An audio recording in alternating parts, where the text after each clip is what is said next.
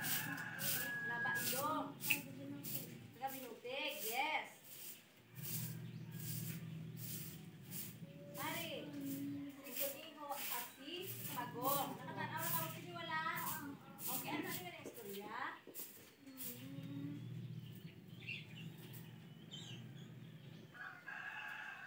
Ano natin? Nagpalumba-lumba sila sa dalagan. Sino ang madaog? Pagong. Si Pagong. Mari.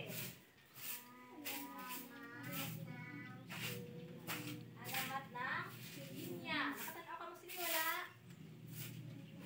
Nakita na ka mo. Pero ano yung nakita? Ano pinasubo sa inyo sa makakita? Sinara sa iya nga? Tupad. Okay. Yes, very good. This is grade 6.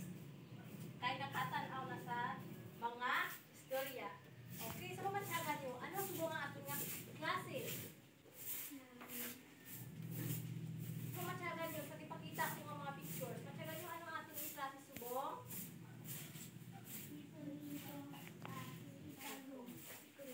Ano pa? Ano ating klase? Mga ano?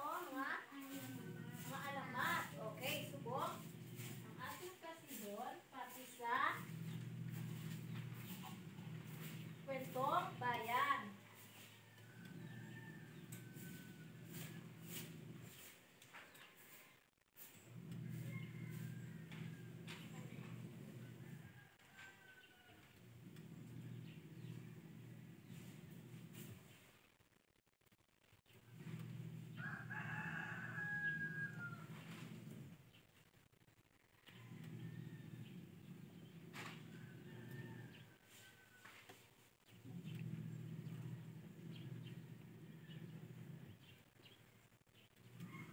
Ano ang kwentong bayan? Basahin lahat ng sabay-sabay.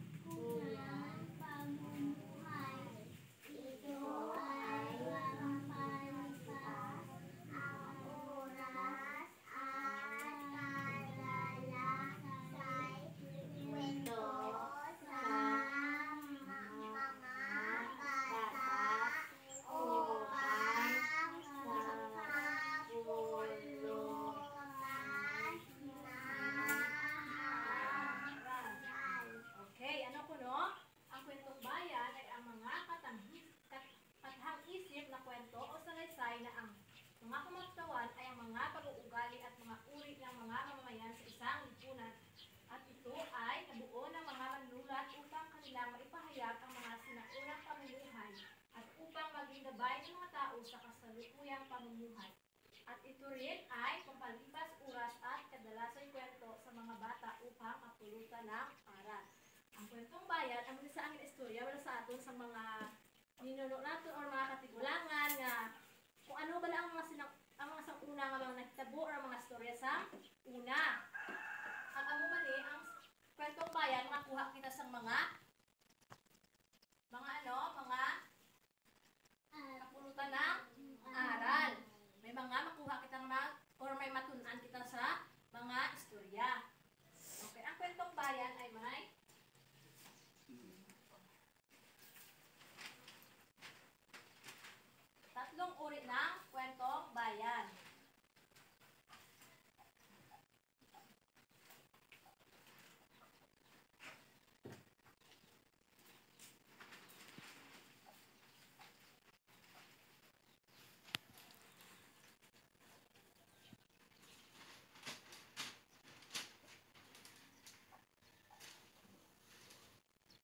sa ang mga example sa kwentong bayan nga ipakita ko gina sa inyo. May makuha ka mo din nga mga aral or may matun-an ka mo diri nga maayo or example sa kuniho at si pagong. Diba nagpalumba-lumba sila sa dalagan? Si kuniho, diba doon na ginsisaan or bisuyaan niya si pagong nga hinay. Pero sino man na daog dire nga si pagong. Kay bisan hinay lang si pagong kay nagasigi-sige kag hindi saya suyaan. Ay sa diri naman sa alamat na pinya. Ano di gani? Pinya. Tapos bisan ang mga bagay nga ara sa iyang tupad hindi niya pa makita. Tapos ano dayon? Yes, ginatagan siya sa madamo nga mata. Then, diri sa storya nga, Pinocchio. Di ba si Pinocchio, ano na di gani? Nagalaba ang iya nga ilong. Kumang binutig. So, ano ang aral nga makuha nyo diri? Dapat hindi magbinutig. Na, para hindi ka magpariyo kay Pinocchio. Okay. Ang kwentong bayan ay may tatlong uri. Ito ay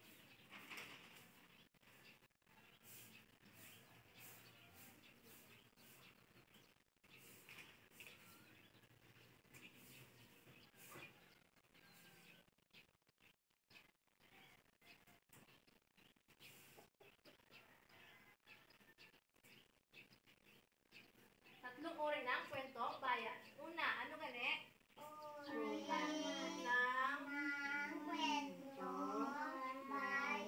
Number one.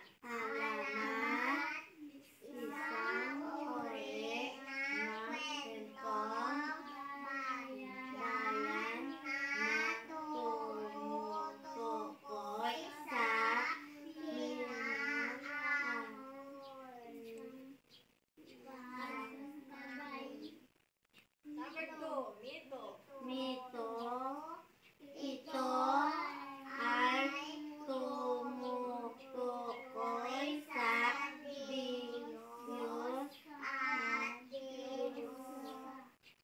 Number three. Pabula, ito ay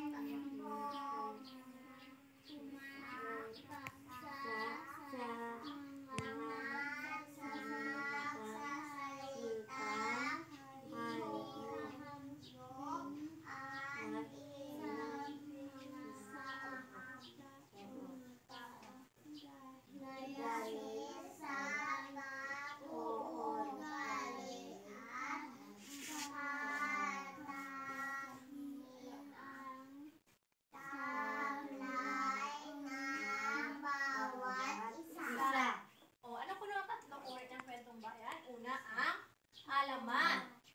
Ang alamat ay isang uri ng kwentong bayan na tumutukoy sa pinagmulan ng isang bagay. Halimbawa, ang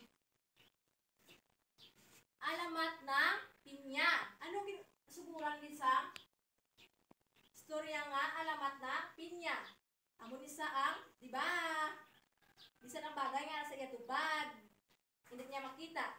So, ang pinya, amo ni sa naghalin sa bata nga bisan may ara ang mga bagay sa iya tupad hindi niya pa makita. So amo ni sa ang ginhalinan sa alamat, amo ni sa ang storya nga ginhalinan sa alamat ng pinya. Pangalawa ay ang mito. Mito ay tumutukoy sa Diyos at Diyosa. Halimbawa, nakatanaw na kamo or nakabasa na kamo sa Maria Makiling? Nakabasa na kamo wala? Anong storya sa Maria Makiling?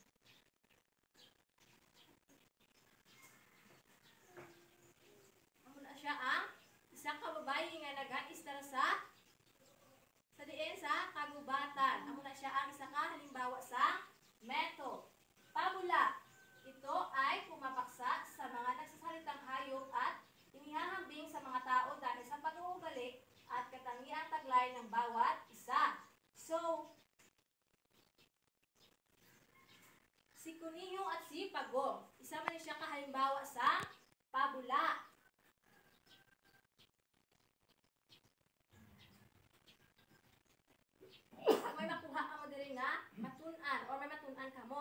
hindi ano gani sa istorya nga Pagong ay si Kuniho at si Pagong dapat hindi magsuya o manuya.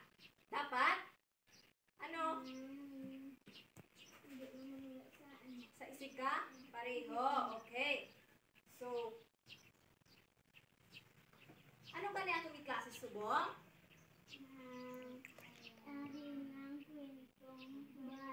Yes, kwentong bayan at mga uri. Ano ba yung tatlong uri ng kwentong bayan? Okay, very good. So, bigyan natin ng 5 palakpak ang ating sarili.